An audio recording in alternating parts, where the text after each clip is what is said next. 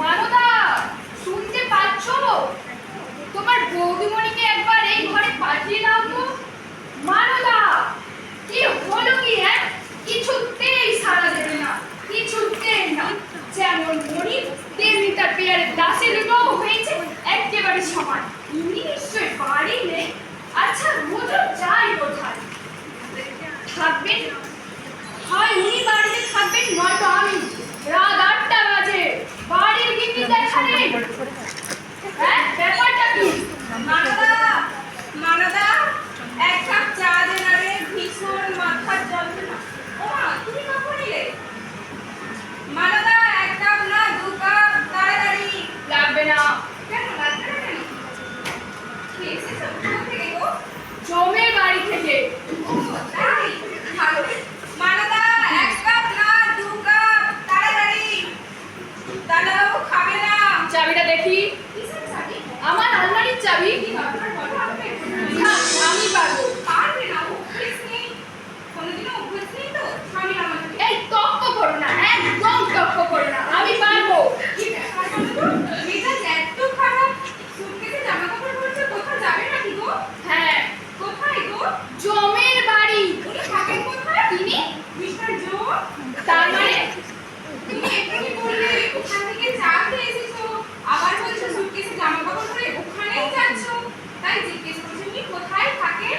চুপ করো, তোমার সঙ্গে মস্করা করার আমার একটু ইচ্ছে নেই, আর তাই মনে বলি এতক্ষণ ছিলে কোথায়? ওমা, তুমি জানো না বুঝি? সিনেমা দেখতে গেছিলাম তো।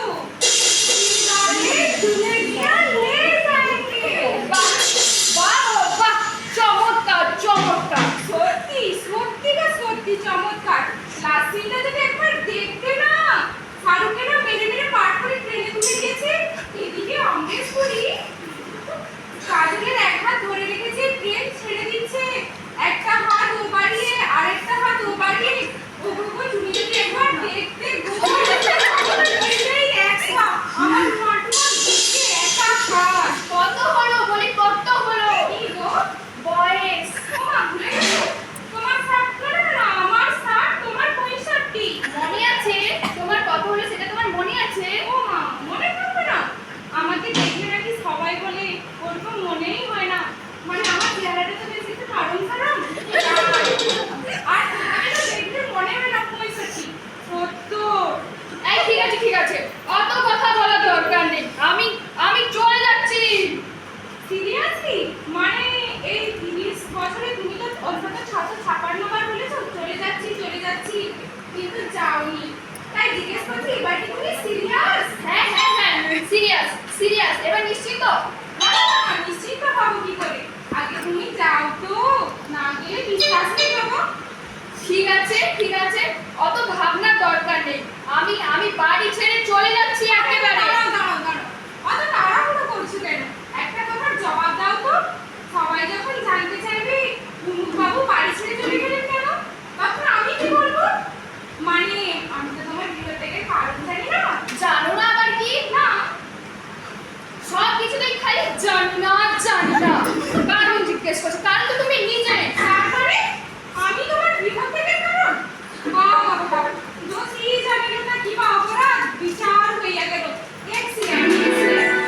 খবরদার খবরদার নাটক করবে না, চিরজীবন নাটক করে এলো।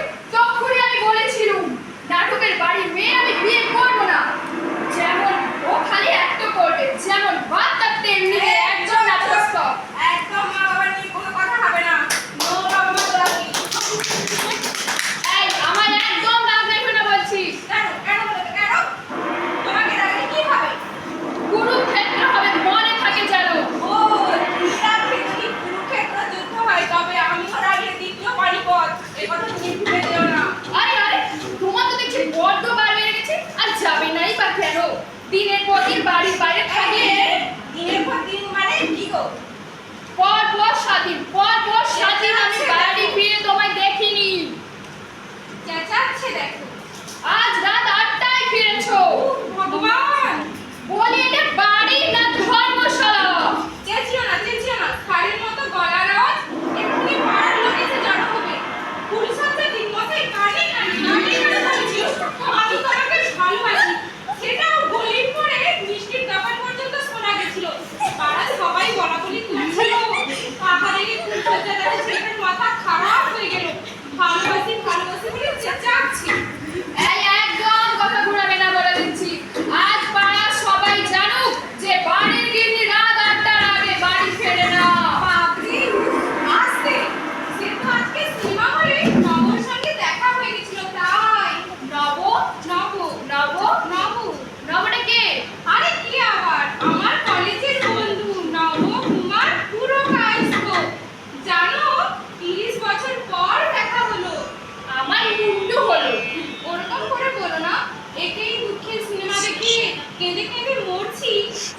দেখি পাশের সিটের একটা ছেলে আমার দিকে হাঁ করে তাকিয়ে রয়েছে।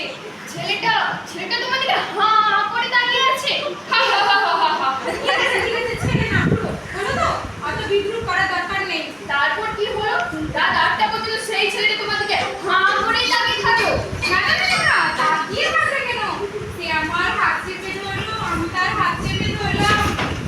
বাহ বাহ বাহ বাহ, এ তো আরো চমৎকার। চমৎকার না? তুমি বলো, 30 বছর পর দুই বন্ধুর দেখা হয়েছে, কথাই শেষ হচ্ছে না, কথাই শেষ হচ্ছে না, কিন্তু রাত্রি হয়ে গেল তো, তাই চলে আসছিল। আমার কি যে খারাপ লাগছিল, এত কান্না পাচ্ছিল। ওই হাফ কাজ তো তোমার বন্ধু। আরে হাফ না পুরো। ওই হলো পুরো পুরো। আরে বাবা, কলেজে আমাদের এত ভাব ছিল না, সবাই আমাদের সুচিত্রা উত্তম বলে ডাকতো, মানে ওকে একটু উত্তম উত্তম দেখতে তো। ঠিক আছে, অনেক হয়েছে। অমন গলায় বলার দরকার নেই, আমি চললাম। অমন গলায় বলার দরকার নেই, চললাম। অনেক হয়েছে, যা গলা আমি এমনিতেই শুনতে পাচ্ছি। তখন থেকে হেড়ে গলা, ষাঁড়ের মতো গলা, অনেক কিছুই শুনলাম। জানো, কলেজ জীবনে আমার সবাই বলতো আমার গলা নাকি সৌমিত্রের মতো। গলা দিয়ে আর কি হবে, চেহারাটা যদি ওনার মতো হতো তাহলে ভাবতাম।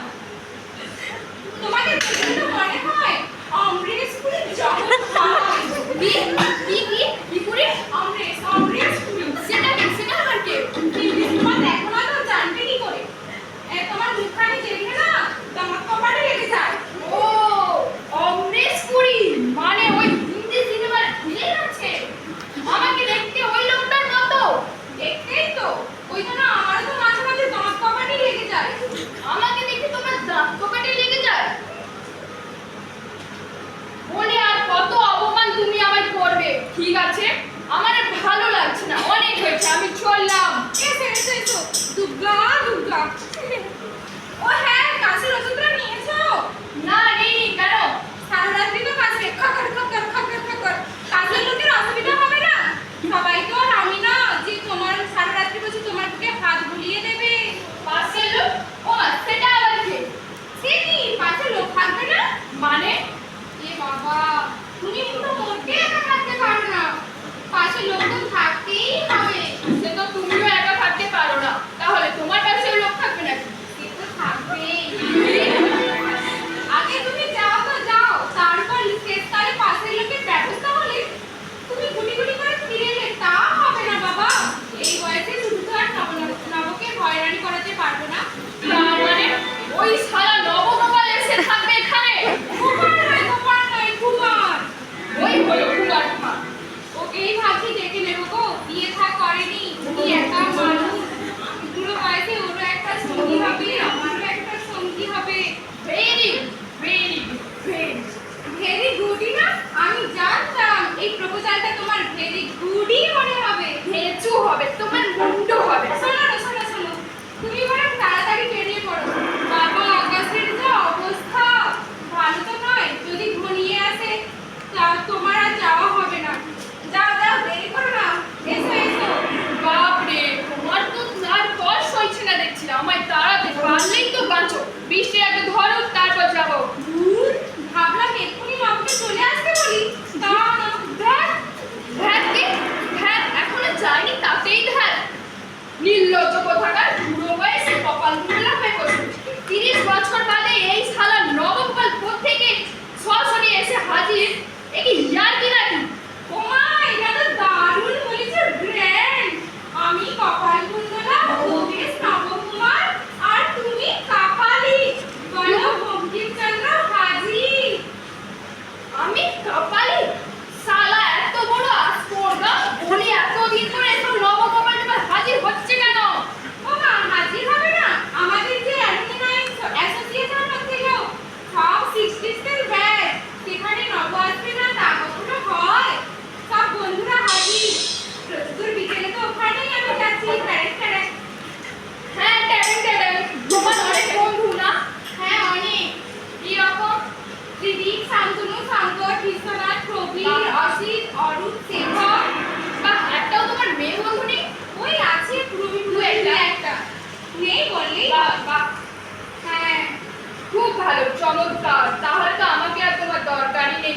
অষ্টসখা পরিবৃত হয়ে থাকো। আমি চললাম। দুর্গা দুর্গা এসো এসো। ও হ্যাঁ, রাত্রি হয়ে গেছে, তুমি কি কিছু খেয়ে যাবে? কি দয়া রে, একেবারে মহিলা চৈতন্য দেবে। না, খাবো না, কিছু খাবো না, কিছু মুখে তুলবো না। এসো এসো এসো, তাহলে তোমায় আর দেরি করাবো না।